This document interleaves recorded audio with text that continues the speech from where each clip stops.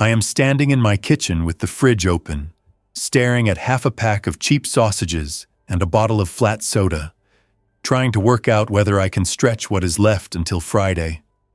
I rent one room above an old tire shop on the edge of the industrial district, the kind of place with cracked windows, rail tracks behind the block, and trucks passing at 4 a.m. hard enough to shake dust out of the ceiling.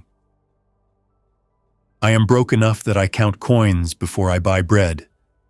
Broke enough that I know which stores toss food late and which ones lock the bins. Broke enough that when the first sirens start running nonstop downtown, my first thought is not the end of the world. It is that public transit is going to shut down, and I am going to miss another shift. I check my phone. Message from my supervisor. Warehouse closed until further notice. No explanation. Then 3 missed calls from my sister.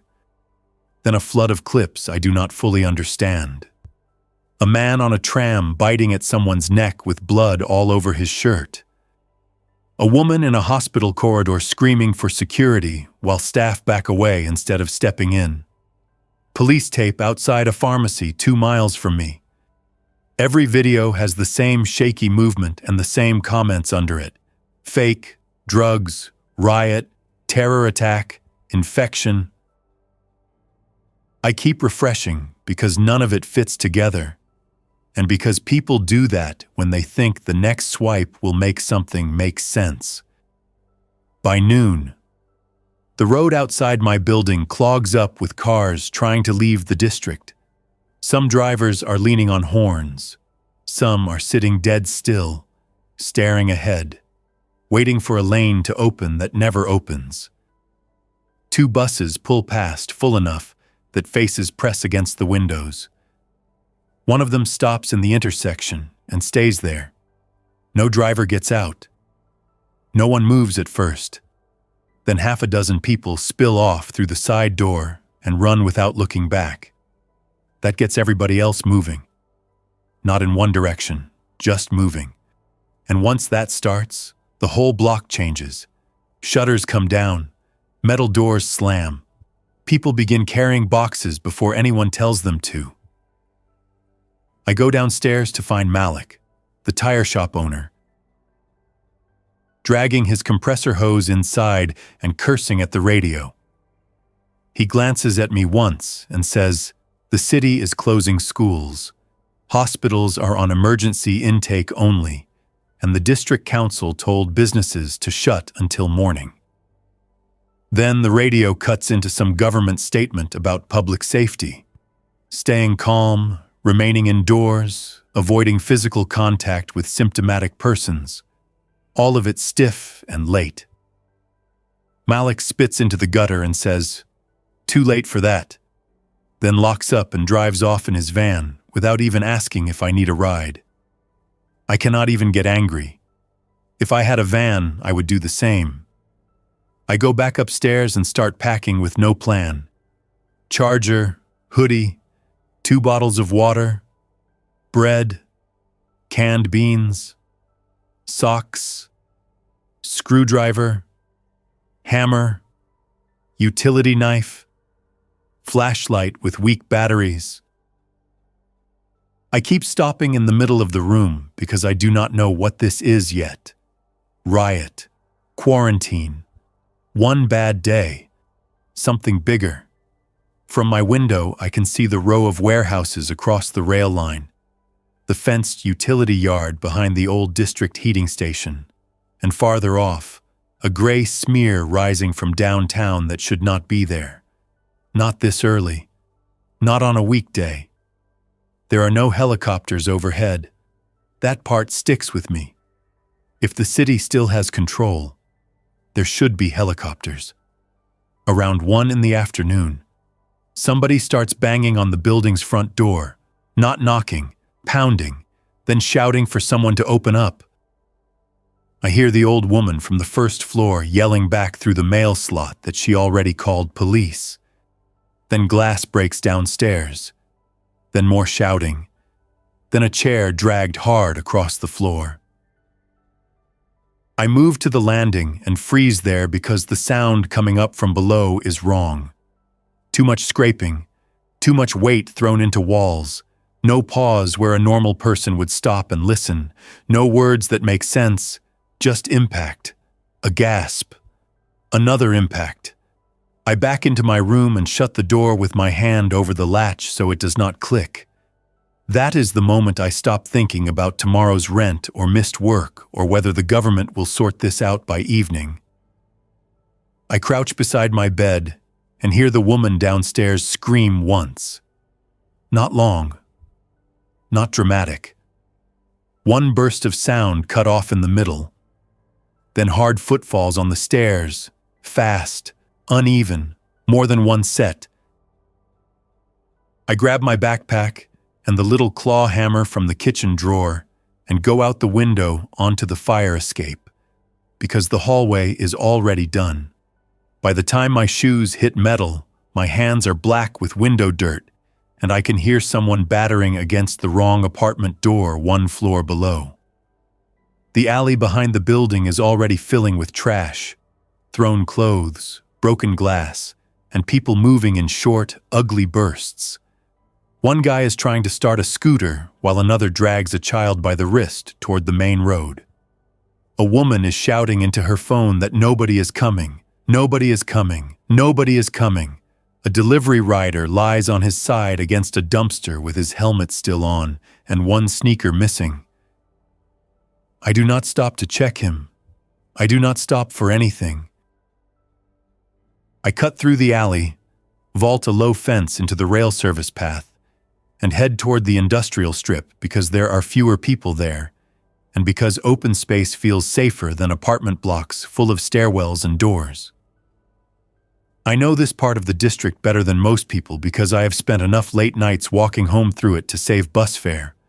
I know which fences have holes cut into them, which loading bays have blind corners, which yards keep dogs and which only keep warning signs. There is an old utility building 3 streets over from the rail line, a condemned substation or heating transfer point. I never cared enough to learn the exact use. All I know is that city workers stripped out the good equipment years ago. Copper thieves took the rest, and the place has been sitting locked and ignored behind a sagging chain-link fence ever since. A dead building in a dead pocket of the district. And right then, that sounds better than anywhere else. I do not get there clean. 2 blocks from the yard, traffic knots so badly that drivers abandon cars in place and start running between them. Someone crashes through a pharmacy window. A man in office clothes gets pulled down beside a median barrier by somebody I first take for a robber until I see the way the attacker moves. No hesitation, no demand. Just grabbing and dragging and thrashing with the kind of commitment that makes everyone around him break apart and run without helping. I duck behind a parked box truck, cut into a loading alley, and almost slam into a pair of warehouse staff shoving a vending machine off a dolly. One of them points a box cutter at me and says, "Keep moving." I keep moving. The utility yard gate is chained but not well. I have seen worse on scrap sites. The fence post nearest the hinge is loose where concrete cracked at the base years ago. I kick the lower mesh, wrench the post back, and make a gap just wide enough to push through sideways with my pack snagging on wire. The yard smells of wet rust, stale oil, and old rainwater trapped in concrete pits. Weeds grow through every joint. One service truck without wheels sits tilted in the corner under a tarp that has rotted into strips. The main building has 3 boarded windows, 1 steel side door, and a loading dock with the roller shutter half-welded shut. I try the side door first. Locked. I go for the dock. There is a gap under the shutter where the bottom panel has been bent up. Maybe by thieves. Maybe by a forklift years ago. Not big enough to walk through. Big enough to crawl if I dump the backpack first and flatten out on wet concrete. I do that without even thinking now. slide the pack in, then the hammer, then myself. Dust coats my cheek and gets into my mouth. My jacket catches on jagged metal and tears at the shoulder. I am inside before the pain in my ribs even registers. And the first thing I do is lie there in the dark, listening. Outside, distant shouting. A car alarm, the fence rattling once in the wind. Inside, nothing, dead quiet. I switch on the flashlight and sweep it across a stripped loading room with cracked tiles, exposed conduit, and a row of busted lockers pushed against one wall. Old warning placards hang crooked over a sink full of black water.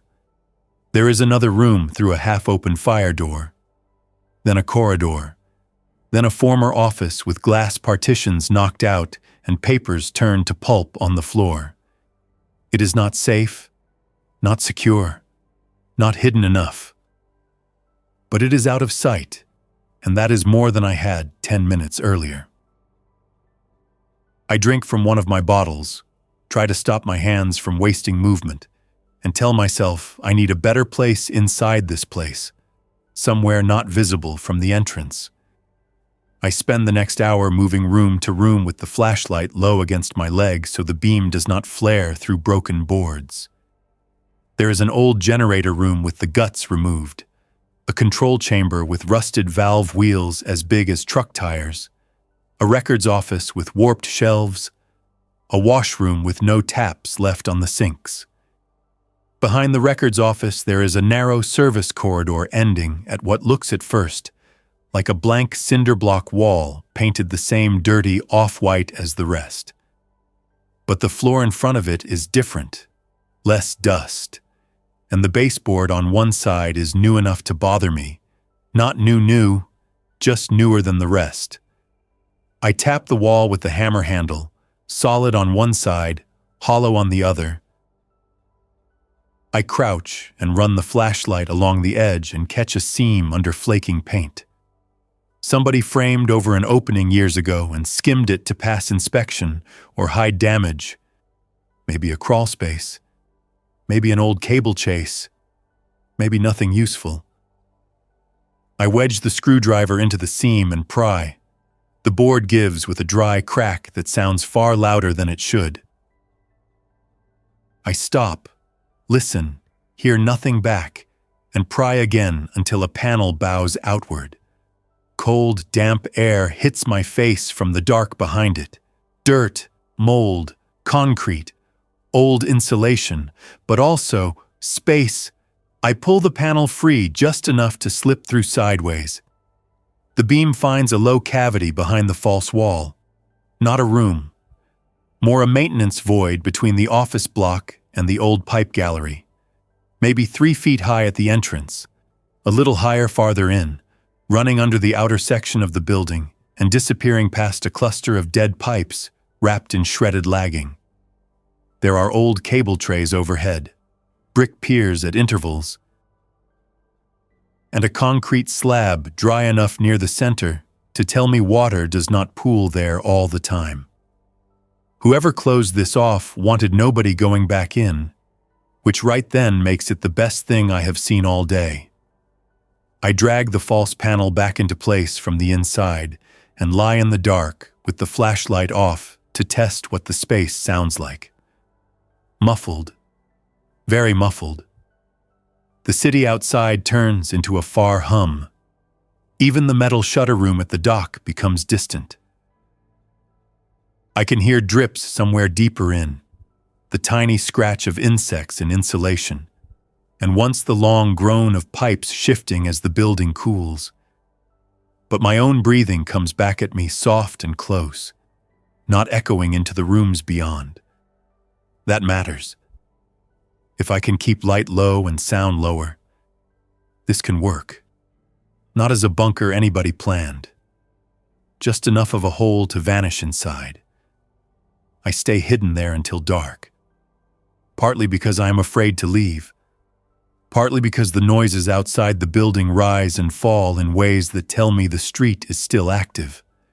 Twice I hear running feet in the corridor outside the office. Once I hear somebody slam a locker door and curse.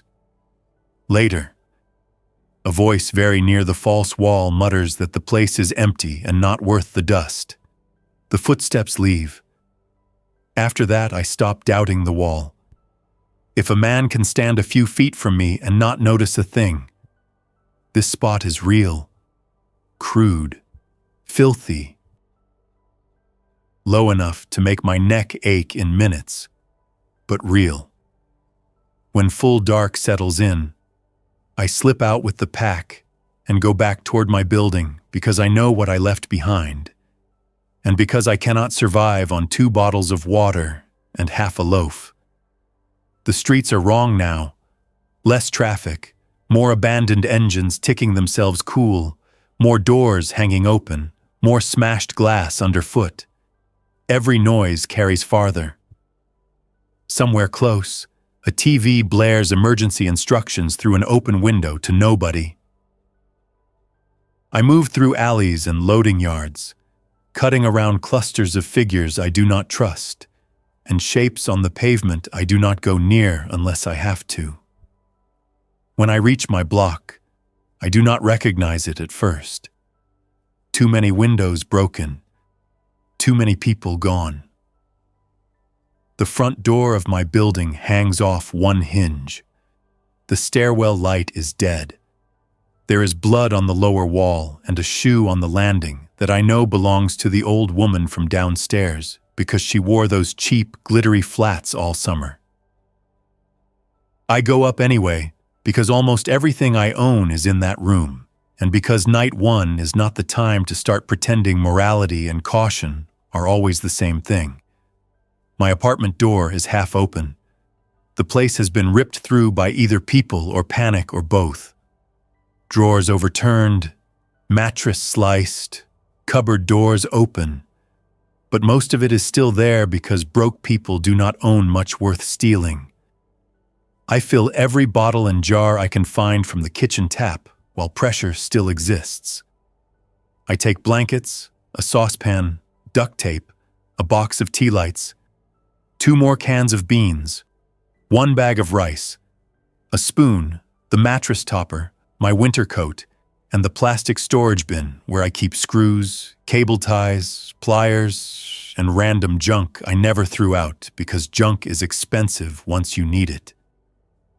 I am halfway out when something scrapes the outer wall near the fire escape, then another scrape, then a dull thud. I kill the flashlight and hold still. There is movement outside my window, not climbing with care, just slamming and dragging against metal. I leave through the hall and go down the back stairs instead. By the time I make it back to the utility building, my shoulders feel raw from hauling too much, and my right knee keeps threatening to buckle when I step wrong.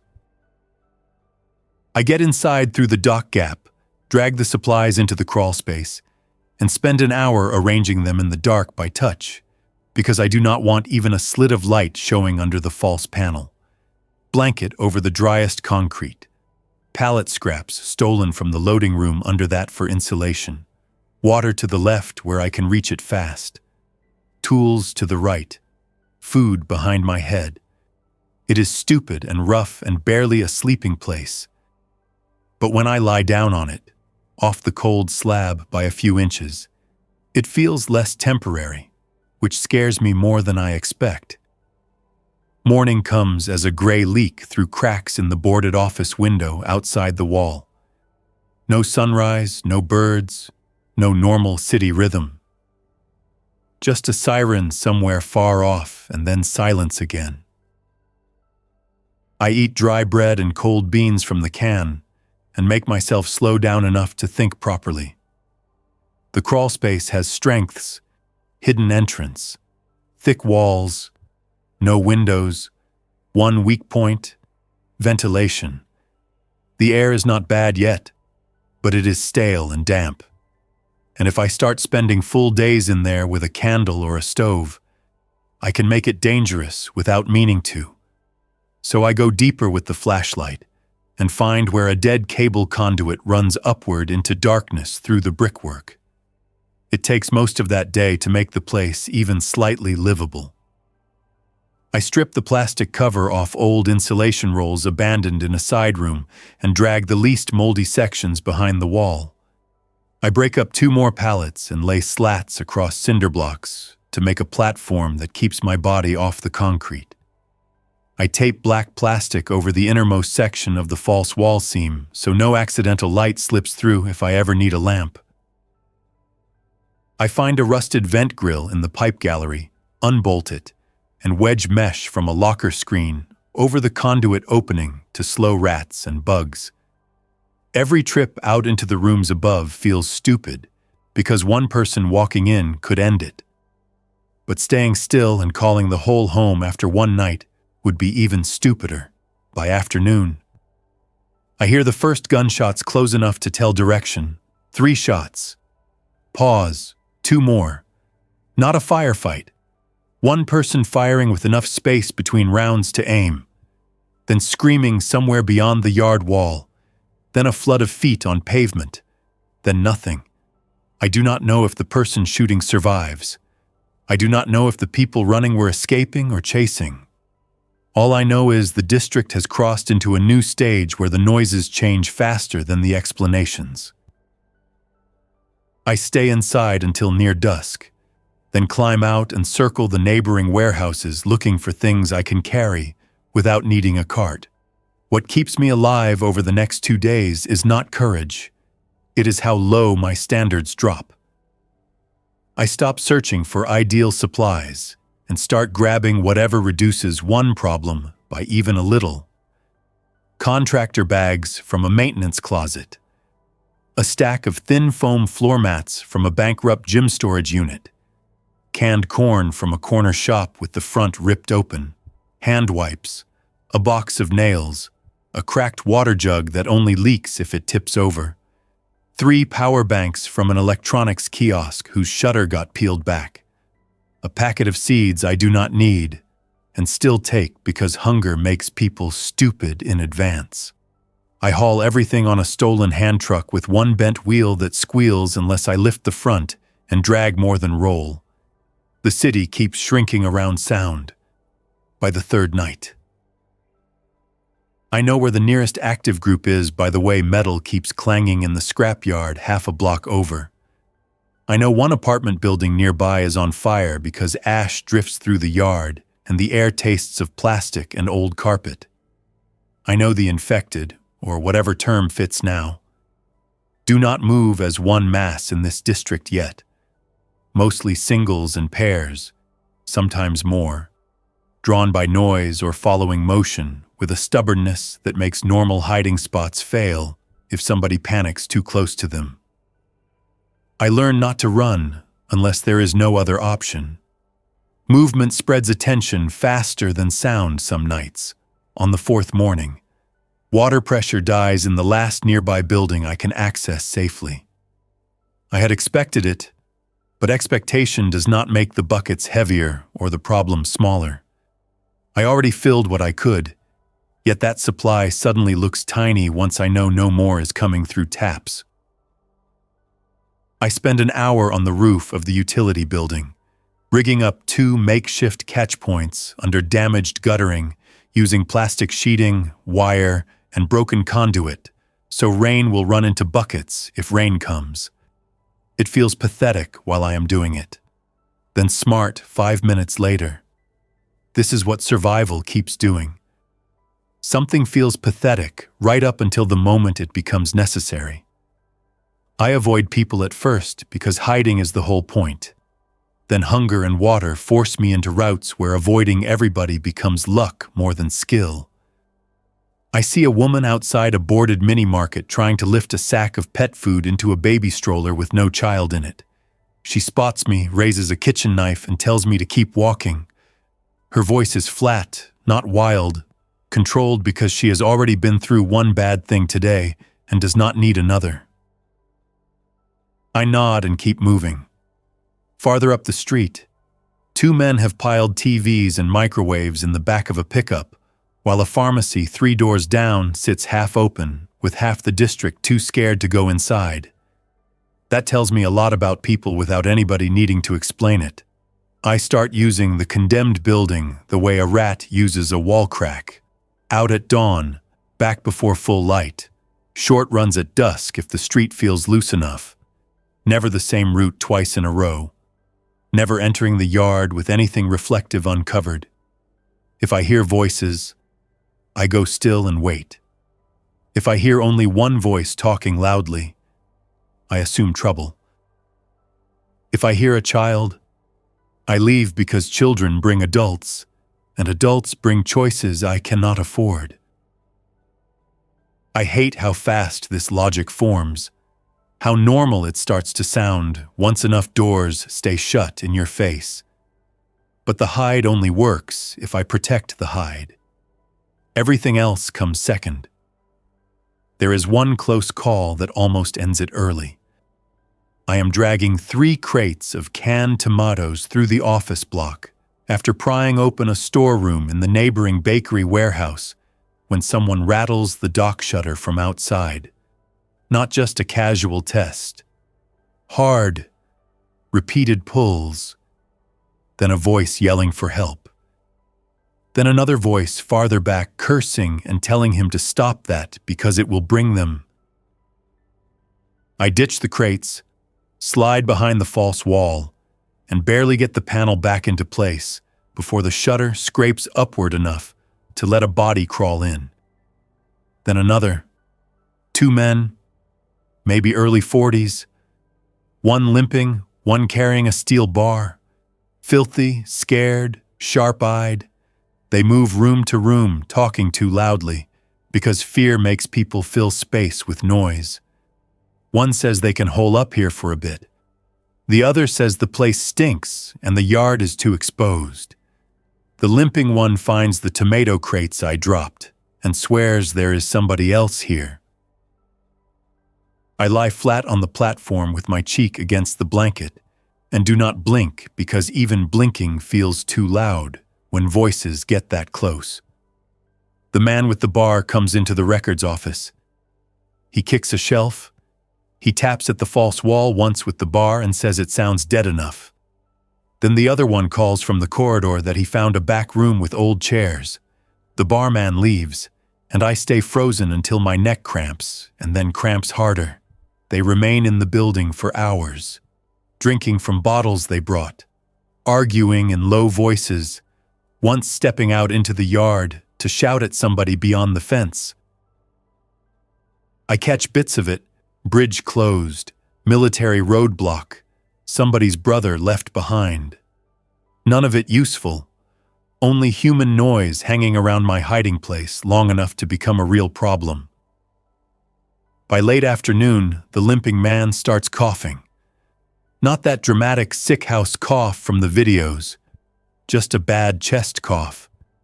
But the other man edges away every time it happens. Fear changes more than faces. It changes spacing. When the coughing gets worse, the man with the bar says he is going outside for air and never comes back. The limping one waits an hour, then 2. Then he goes after him and leaves half his supplies behind. A sleeping bag, canned peaches, 1 box of painkillers, 2 lighters, and a yellow jerry can with maybe 3 liters of fuel. I do not follow.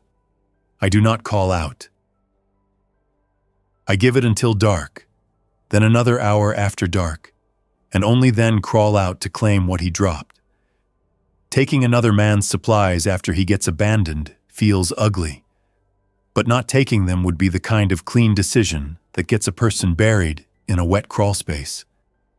I add the sleeping bag to my platform, the painkillers to my tool bin, and the fuel to a shelf I build out of old bricks and pipe brackets.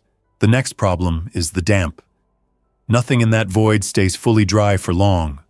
Not clothes, not cardboard, not bread, not me. Condensation forms on pipes and drops at random. The outer wall sweats at night when the temperature falls. One corner near the back smells strong enough of mold that I stop storing food there entirely. I spend a full day laying a shallow drainage groove along the slab toward a cracked sump pit I discover under a rusted hatch. Just a narrow trench hacked with a pry bar and scoop made from a cut detergent bottle.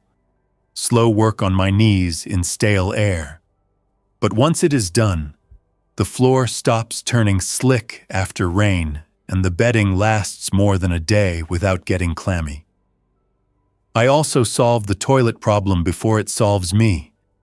A bucket, heavy bags, cat litter from a looted pet store, bleach tablets from the janitor closet used carefully, and not as some magic cure for everything, just odor control and a bit of sanitation. That corner becomes the one corner I visit with discipline and leave fast. Not because I am precious anymore, but because sloppy waste in a hidden space turns a refuge into a trap. Infection, smell, insects. All of it. Living in a hole is not just about food. It is about keeping one stupid problem from multiplying into 5 while you sleep. That lesson costs dignity first, and usually costs more if you learn it late. By the end of the first week, the district has settled into a hard, mean pattern. Daylight is for scouting, dragging, watching roofs and side streets. Dusk is for desperate people. Full dark belongs to the noises, not constant hordes, not movie nonsense, just scattered movement, occasional impacts on doors, shouts that start and cut off, engines turning over then failing. Once the flat crack of a transformer blowing somewhere across the tracks that leaves half the horizon darker than it already was. I stop checking my phone for signal because the battery matters more than bad news now. I use it only for downloaded maps, one flashlight app in emergencies, and to look at my sister's face long enough to remember I had a life bigger than this block. A storm hits on the 8th day. Heavy rain, cold wind, the kind that drives needles of water under doors and through every failed seal in the district. From inside the crawlspace, it sounds endless, drumming on the roof, running through broken gutters, slapping the yard puddles hard enough to blur the outside world into one long hiss. My catch setup works better than expected and worse than needed. I get maybe 20 liters before one bucket tips in the wind and another fills with roof grit and bird droppings. Still, water is water after boiling and settling. I sit in the dark with a mug of warm rainwater from a tiny improvised alcohol burner and feel richer than I have in years. Then the storm finds the weak point. Not in the roof, under the outer wall. Runoff pushes through a crack near the back of the cavity and starts creeping across the slab in a black ribbon that widens every minute. I rip up the platform, shift food crates higher, and spend half the night on my knees, deepening the trench with the pry bar while cold water creeps through my sleeves and soaks the blanket roll. There is no drama in it, just work. Frantic, stupid-looking work with no audience, no speeches, no certainty it will hold. At one point, the false wall swells with damp, and the panel sticks half open while I am moving supplies. I just stare at it for a second, because if that thing jams wrong, the bunker turns into a coffin with groceries. It holds barely. The trench drains enough into the sump pit to buy me the rest of the night. By morning, the water has dropped, but half my insulation is ruined and the back corner stinks worse than before. I drag the soaked pieces into the boiler room and leave them there, then spend hours airing the hide through the conduit and every crack I can use without showing movement from outside. When I finally lie down, the whole place smells of wet concrete, old fabric, and smoke from the burner. Not homey, not even close, but stable again. Survival keeps becoming a series of repairs to things no sane person would want in the first place. 2 days later, Human trouble arrives in the form of 3 scavengers using the yard as a transfer point. A woman with bolt cutters, a skinny guy with a backpack sprayer full of fuel or water, and a broad man in a delivery jacket carrying a hammer tucked through his belt. They drag sacks through the fence gap, stash them under the dead service truck, and sit smoking by the loading dock because rain has passed and the air is clear enough to tempt people into bad habits. From behind the wall, I can hear every word. One wants to sleep here. One says the place is cursed because of the stripped pipes and dead offices. The big man says cursed is fine if it keeps strangers out. That is bad news for me. One scared pair passing through is luck. A group deciding the building is useful means search patterns, noise, repeated visits. Maybe somebody eventually noticing the dust near the false seam is wrong. I wait through that first visit without moving, then through the second visit the following evening. By the third, they bring a camping lantern and a crate of canned food, and I know I am about to lose the hide unless I push back without letting them know what they are pushing against.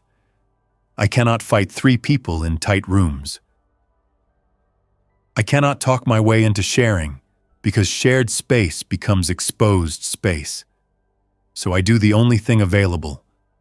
I make the building feel unsafe. That night, after they leave, I go into the pipe gallery and open 3 old valve housings I had ignored because they were dead. One still has a loose metal plate inside that rattles when shifted. I tie a length of wire to it, run the wire under debris into the records room, and leave myself a pull point behind the wall, crude as hell, but enough that if somebody sits in the boiler room below me, I can make deep metallic banging from farther back in the structure without exposing my entrance. I also move a pile of cracked floor tiles in the corridor so one wrong step will send them clattering. Not a trap to injure anybody. Just noise where I want noise.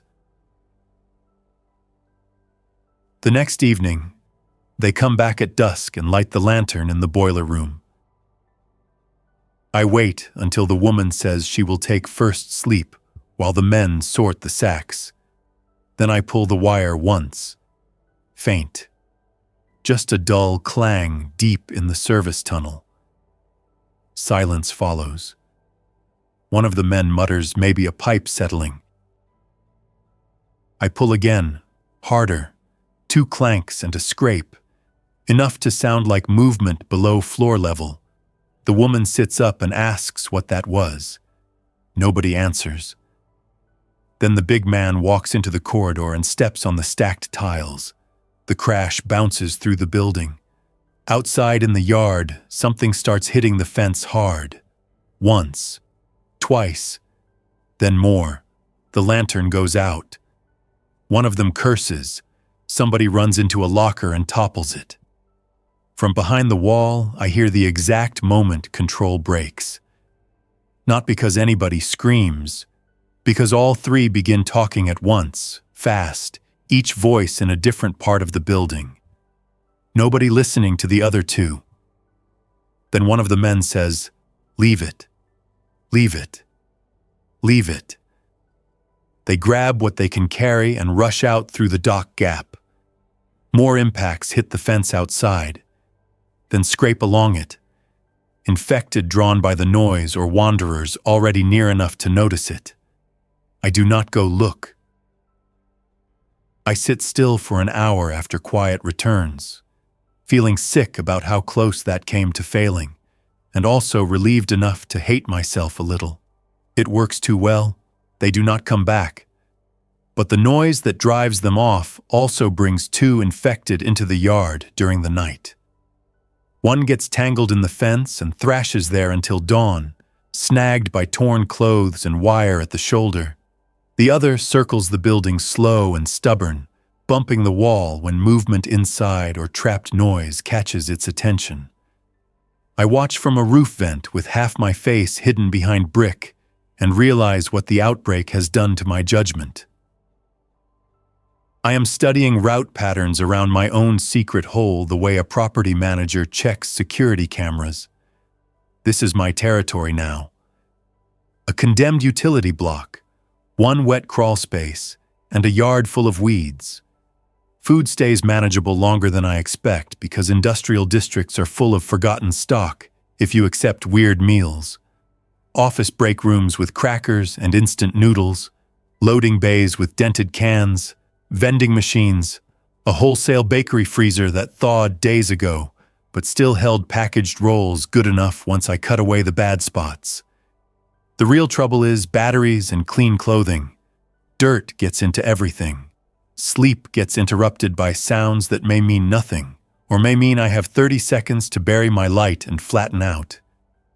My clothes start smelling so bad that even I notice it inside the bunker. I wash what I can in rainwater and hang pieces in the boiler room when the building is quiet enough. Sometimes they dry, sometimes they sour. On day 11, I make a mistake because exhaustion makes normal logic slip at the edges. I decide to do a longer run to a distribution depot near the canal because I remember seeing shrink-wrapped water there once during temp work. It is farther than I want, but my stored water has dropped, and the rain catch cannot cover everything.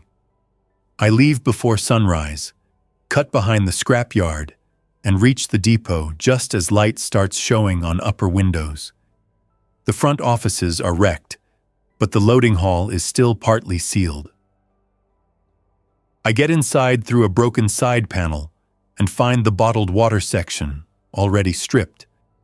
What remains is canned fruit and a pallet of powdered drink mix I do not need. I am about to leave when I hear voices in the next aisle. Young men. Laughing, which bothers me more than shouting would. Laughing in that tired, mean way people do when they have crossed too many lines already and stopped noticing. I crouch behind a pallet and listen. One wants cigarettes. One wants medicine. One asks if the old man in the office is still tied up. The answer comes back. He's quiet now, and I know enough. I back out, one careful step at a time, but my heel catches plastic strapping and snaps it. The sound is tiny. In a dead warehouse, it might as well be a fire alarm. I do not wait to see if they heard. I run for the side panel and out into the yard. That run back nearly gets me killed. Not by the young men. By a woman turning the corner at full speed from the canal road with blood on one sleeve and a length of copper pipe in both hands. She almost takes my face off because she thinks I am chasing her. I throw my hands up and yell, "I am alone, I am alone," and that is enough for her to veer past without swinging. 3 infected follow 20 yards behind, not sprinting, but coming hard enough that standing there would have been stupid. We separate without a word. Her down one alley, me over a loading barrier and through a service lane clogged with busted pallets. I lose the infected in a yard full of parked trailers and make it home with nothing to show for the trip, except a sack of canned peaches and worse nerves. That night, after hours of silence, someone taps the false wall from the office side. Not a random knock. 3 deliberate taps. Pause. 2 more. I go still so hard my shoulder cramps. Then a woman's voice comes through, low enough that it barely carries. "I saw you in the depot." Same woman from the alley. I know it instantly from the roughness in her throat. "I'm not here to take anything," she says. "I just saw you go in here and not come out." I do not answer. Not because I want to be cruel, because the hide dies the second I start pretending words conceal it again once spoken. She waits maybe a minute, then says, "Fair enough," and adds that there is a tanker at the old bus maintenance lot with water still inside if I can get the hatch open. After that, I hear her steps retreat through the office. Nothing else. No ambush. No bar to the wall. no return with friends that night. I stay awake anyway, listening for the change in a building's sound that means another body is in it. None comes. By morning, I hate the fact that she helped me more than I hate the risk she created. A person who shares information without asking for anything back is either decent or desperate or smart enough to know debt changes behavior. Any one of those can become trouble later. I spend half the next day deciding whether to trust what she said about the tanker. In the end, I trust the logic, not her. A bus maintenance lot would have water trucks, or chemical trucks, or nothing useful. But it is close enough to check, and I cannot keep pretending rain will solve the problem. I go at mid-morning because the streets are weirdly quiet after a cold night. At the lot, I find 3 buses backed into bays, 1 service tanker, and a chain on the main gate that somebody already cut. The tanker has municipal markings and a dented side ladder. The top hatch is rusted, but not sealed. It takes the hammer, the screwdriver, and most of my patience to lift it. The smell that comes out is stale, but not rotten. Not fuel, water. Maybe not perfect. Maybe not enough to drink raw, but real water held in bulk. I almost laugh from relief and then do not, because laughing over water in an open yard is how a man earns attention. I siphon what I can into jugs and a plastic barrel I find in the workshop, then lash the barrel to a hand truck with electrical cord, and pray the wheels stay true long enough to get it home. Halfway back, I have to ditch the whole load behind a loading dock, because a group of 6 people comes up the road carrying long tools and a shotgun, and I do not need them wondering why one broke guy is transporting more water than most families have left. I lie under the dock for 20 minutes watching boots and hearing fragments of conversation. One woman says the shelters were full 3 days ago. A man says the military pulled back from the ring road. Another says some people are getting into storm drains near the river and living there.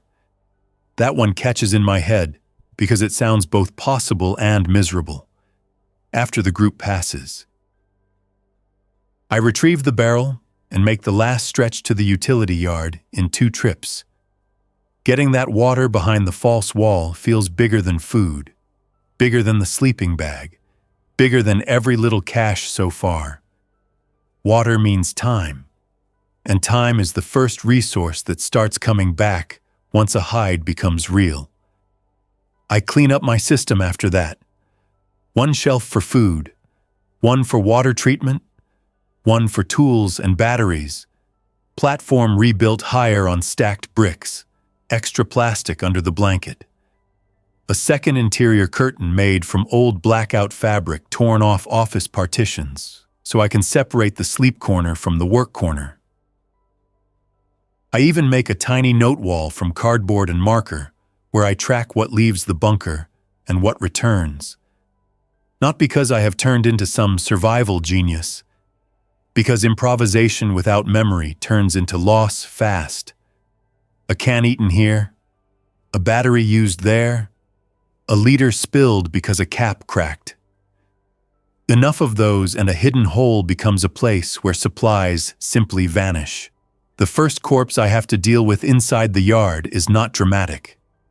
One infected snags itself on the fence again and keeps working forward until wire cuts deeper and deeper into the jacket and skin. By morning, it is barely moving, hung by cloth and bent metal, still pushing on nothing. I cannot leave it there because the noise of wire scraping each time it shifts carries into the office, and because smell becomes another beacon if the weather warms.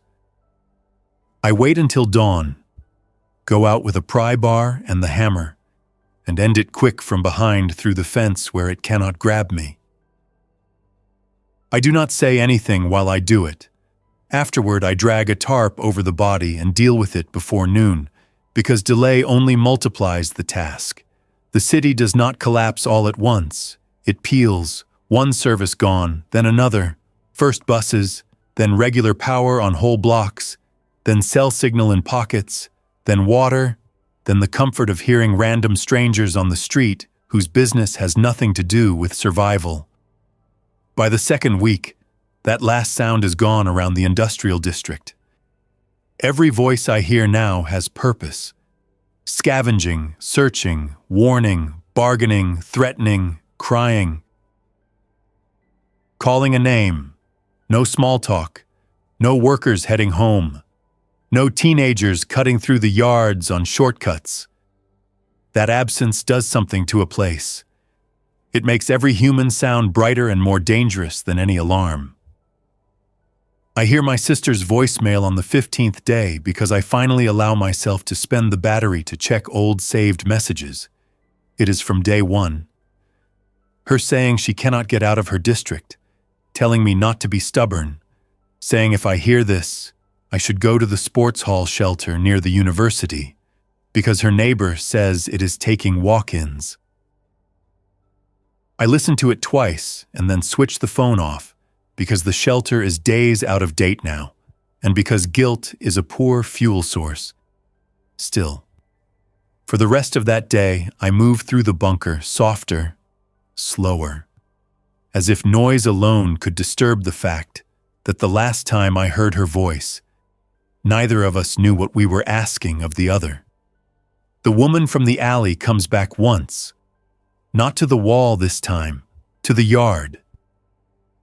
I spot her from the roof edge just before dusk.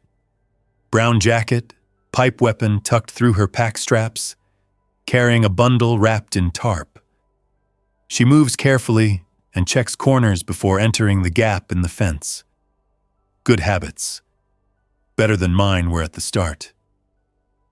She leaves the bundle under the dead service truck and walks out without looking at the building. I wait until full dark before retrieving it. Inside is a coil of rope, 2 battery packs that fit my lantern, and 3 cans of soup. No note, no demand. That irritates me more than if she had asked for payment.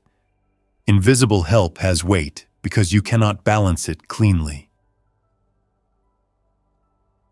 I decide then that one entrance is not enough. If the false wall fails during a search or fire or flood, I need another path out that does not run through the office block. I spend 3 days mapping the deeper cavity with the flashlight and hammer tap by tap. Behind one brick pier, the void narrows into an old cable duct crawling toward the outer wall under the loading dock, clogged with debris but not fully collapsed.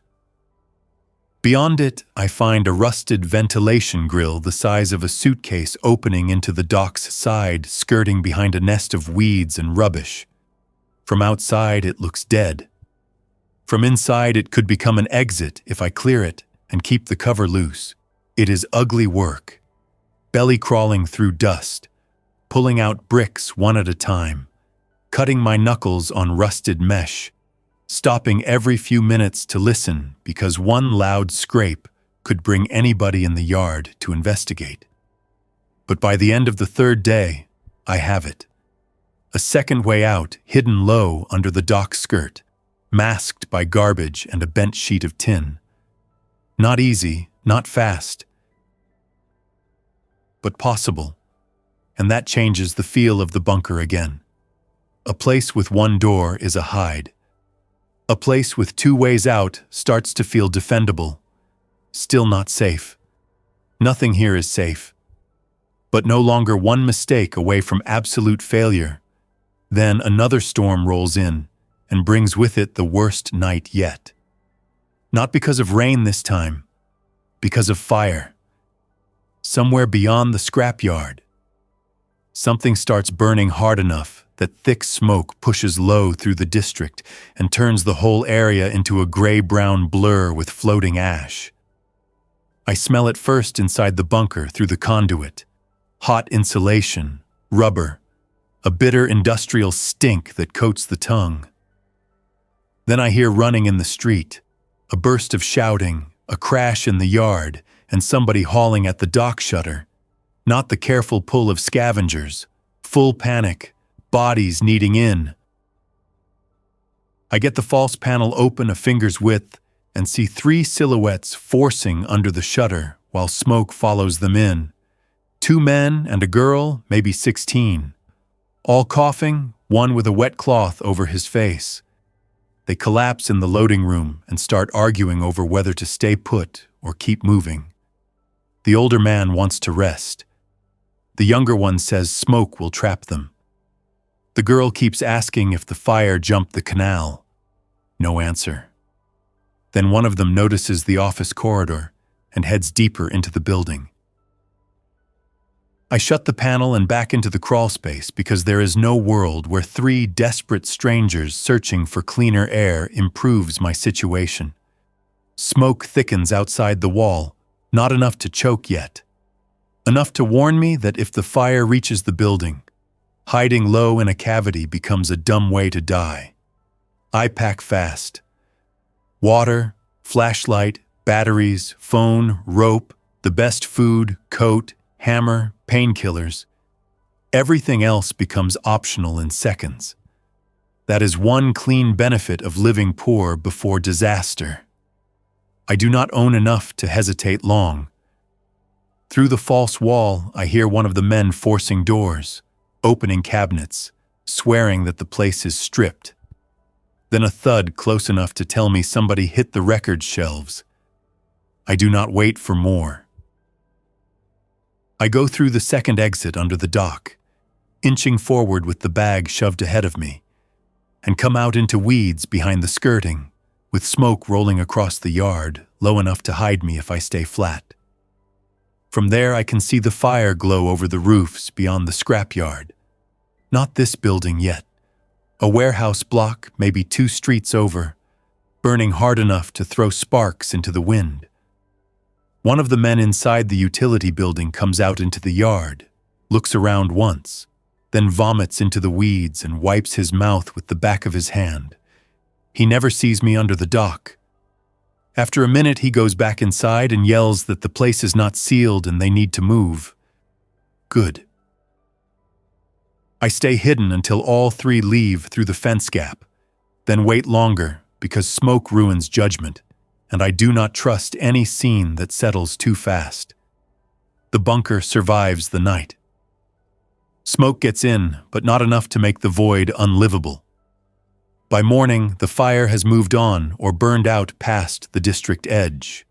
Ash covers the yard in patches, a fine gray skin over puddles and rust.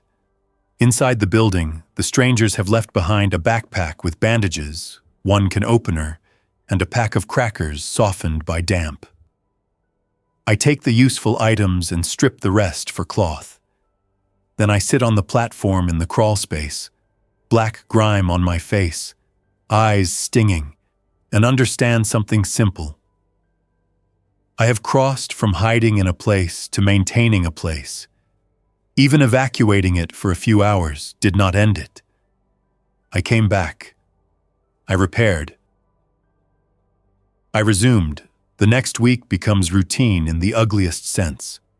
Quiet mornings repairing the vent, drying cloth, tracking supplies, midday stillness when I stay buried because movement outside is easiest to spot in full light. Evening runs for food and anything with charge left in it.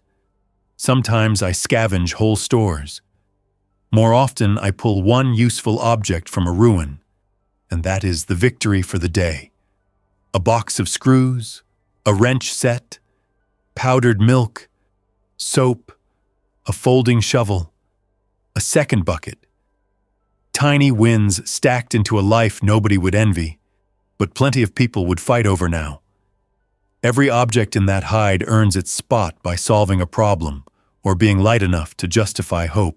I begin hearing organized groups farther out, whistles used as signals, engines starting only in short bursts, doors forced in patterns that suggest somebody on lookout while others strip the interior. The amateur phase is ending for some people. Hunger and fear are turning into systems. That worries me more than the infected, because systems search harder and return to the same ground if ground proves useful.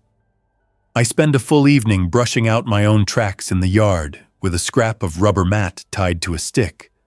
Another hour rubbing dust back over the office floor where repeated use has made one path too clean. Living hidden means becoming your own janitor of absence. One afternoon, I hear a familiar voice outside the fence and take the roof edge to look. It is Malik from the tire shop, alive. Thinner, beard untrimmed, moving with a limp I do not remember. He is with two other men pushing a cart of tires and fuel cans down the service road. For one full second, I almost call out. Not because I trust him deeply, because he belongs to the world before all this, and that still counts for something in me. Then I watch him stop a teenage boy near the canal gate, hold out his hand, and shake the boy down for supplies while one of the others keeps a wrench ready. Not random cruelty. Business done at leverage. Practical. Efficient. Enough to close my mouth. That evening I sit in the dark and think about how much of survival is simply refusing contact before contact has a chance to become obligation. People can be decent for an hour and dangerous by nightfall if the right need cuts through them. I am not above that either. I have stolen food, lied by silence, taken abandoned gear, and used noise to drive strangers into worse odds. No clean line separates me from the men outside except opportunity and scale. The bunker keeps me from having to test what else I would do if pushed harder. Maybe that is its best feature, not shelter. Distance from the version of myself built for open conflict. Near the end of the third week, the woman from the alley appears one last time.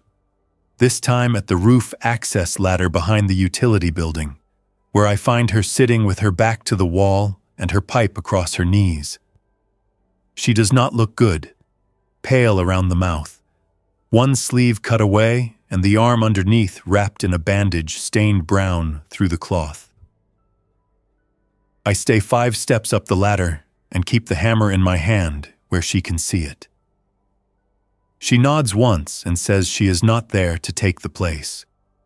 Just to warn me, a group has been marking buildings near the canal with spray paint after checking them for hidden stock. 1 triangle means searched, 2 means occupied, 3 means worth returning to with more people. I ask why she is telling me. First words I have given her. My voice sounds rough from disuse.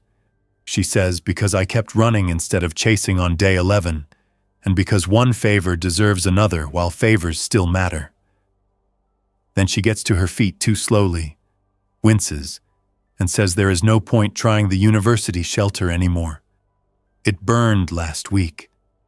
She must see something shift on my face because she adds she is sorry and leaves it there. No speech, no question about my name, no request for entry. She climbs down, crosses the yard, and is gone through the fence before I decide whether I should have offered water, medicine, anything. I do not see her again. The warning proves true. 2 days later, I find a spray-painted triangle on the wall of the bakery warehouse across the lane, then another on the canal depot. Organized scavengers or territorial crews. Hard to tell which from a symbol alone. I take it seriously anyway. I move half my best food deeper into the cable duct near the second exit, start sleeping with boots on, and prepare one last trick for the false wall. Behind the record shelf nearest the entrance, I balance a stack of rusted archive boxes so that if somebody yanks the shelf forward fast, the boxes will dump across the floor and slow the search without revealing anything useful. Stupid, maybe. But delay is value now. They come at dusk on a dry, windless evening. 4 of them, maybe 5, because one stays outside the yard talking to somebody on the road. I hear the fence creak, boots on concrete, then a sharp burst of aerosol and the hiss of paint on the outer wall. marking the place before or after search. Either way, bad. Inside, they move with purpose. Not loud, not sloppy, not scared enough to chatter. This is worse than panic because panic misses details. One says office first, another says check for floor voids and ceiling panels. My mouth goes dry and I kill every light, push the pack deeper into the curtain corner, and slide flat behind the platform where the shadow is thickest. For 15 minutes, they work the rooms. Drawers, cabinets, dead vents, locker backs, even the sink trap. One finds the damp patch near the false wall seam and taps it with a pry bar. Another says old water damage. Then the first says maybe, maybe not. And I know right there that the wall is about to be tested properly for the first time. The bar scrapes paint, wedges into the seam. The panel shifts half an inch, enough for a line of colder air to touch my face from outside. Then the record shelf gets pulled, just a little, and the rusted archive boxes I stacked earlier crash down in a roar of metal and paper pulp. The sound detonates the search rhythm. Somebody swears and jumps back. Another yells from the corridor asking what happened. One of the men in the office says floor gave way or something fell behind the wall. Not certainty. Not yet. I use that heartbeat of confusion and go for the second exit. Not fast enough to scrape. Not slow enough to waste it. Pack first, body after, knees and elbows through the duct. Breath shallow because every movement now competes with voices getting louder behind me. I hear the false panel finally tear free, just as my boots clear the vent. One of them shouts there is a crawl space. Another says check it. I am already outside under the dock, belly to mud, dragging the vent cover back into place with one hand. I do not run. Running would expose direction. I slide along the dock, curl behind the service truck, and wait. One man comes out the dock gap seconds later, scanning the yard with a flashlight hooded in his palm. Another follows and says there is bedding, water, shelves. Somebody's been living in there a while. The first asks where the second way out is. Good question. He is the one I worry about most because he is thinking cleanly. They split. One toward the fence line, one around the building, two more still inside ripping through what remains. I keep low, circle on hands and feet behind the truck, and reach the fence gap opposite their sweep just as voices rise near the office side, outside the yard. I move through weeds, over the rail path, and into the shell of a shuttered packaging plant. I mapped days earlier, but never used. From a broken upper window, I can see the utility building partly, lantern light flashing room to room. Men hauling boxes into the yard, one kicking at debris under the dock where he thinks the exit might be better hidden. They found the bunker. That much is done. But they did not catch me, and they do not know what I cached deeper in the duct or where all my supplies are. I stay in the packaging plant until midnight, while they strip what they can carry and leave. Then another hour in case they watch for a return. Going back after losing a place is the hardest thing because memory lies. It tells you the last version still exists if you move carefully enough. When I finally re-enter near dawn through the dock vent, the lie dies quick. The false wall is torn open. Shelves smashed. Sleeping bag slit. My noteboard ripped down and trampled. Most water gone. Half the food gone. Tools scattered. But not everything. The duct cache holds. The second bucket holds. The deep water barrel remains because it was too awkward to spot or drag fast. And the crawl space itself still exists. Violated, uglier, exposed at the front, yet still there with enough structure left to seal again If I choose to stay, I sit in the wreckage for a long time before moving. Not grieving exactly, more measuring what the loss actually means. A man with money can replace a door. A man with a team can relocate a base. I am one broke tenant in a condemned building with a hammer, a barrel of water, some hidden food, and a second exit nobody fully understood. Rebuilding here is stupid. Starting from zero somewhere else is also stupid. One stupidity contains what I already know. The other contains everything waiting to go wrong. By the time gray light fills the office outside, the decision is made without any speech about resilience. I stay because staying is the least bad option. I spend the day rebuilding smaller and deeper. The front section of the crawl space becomes decoy space. Obvious bedding scraps left there on purpose. A few empty cans.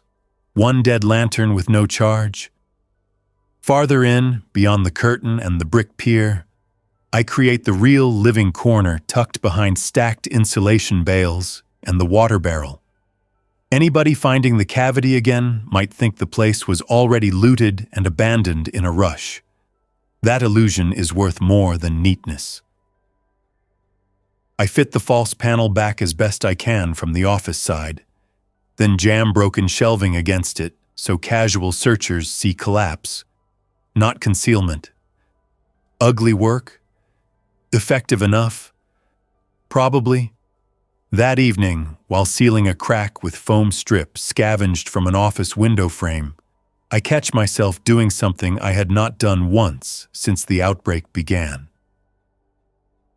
I hum under my breath, just a few notes, no song even. And I stop at once because sound matters. Yes, but also because that tiny piece of ordinary life feels almost more dangerous than noise.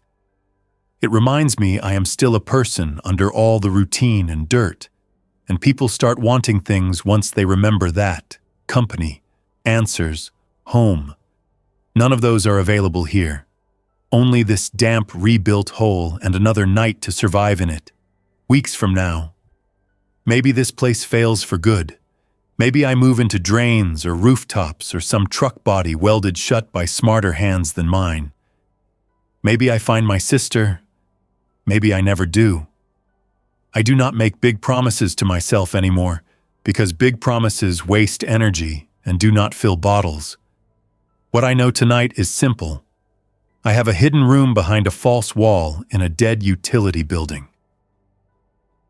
I have enough water for a while, enough food if I stay careful, a second exit, a hammer, batteries, and the kind of discipline nobody brags about because it looks too much like fear from the outside. That is what keeps me here. Not comfort, not hope with a capital letter, just hard, usable, ugly continuation. So I sit in the dark with the lantern hooded low, one hand on the warm side of a mug, boots still on, listening through concrete to a city that no longer sounds like mine. Something scrapes across the fence outside and moves on. Wind pushes through the conduit in a thin whisper. Farther off, someone slams a metal door and a voice curses into the night. I wait, count the seconds after each noise, and adjust my breathing to the bunker instead of the other way around. The place is crude, damp, dangerous, stolen from a building nobody cared enough to tear down properly. But it is hidden, and hidden is enough. For this night, and the next one after it, and the next,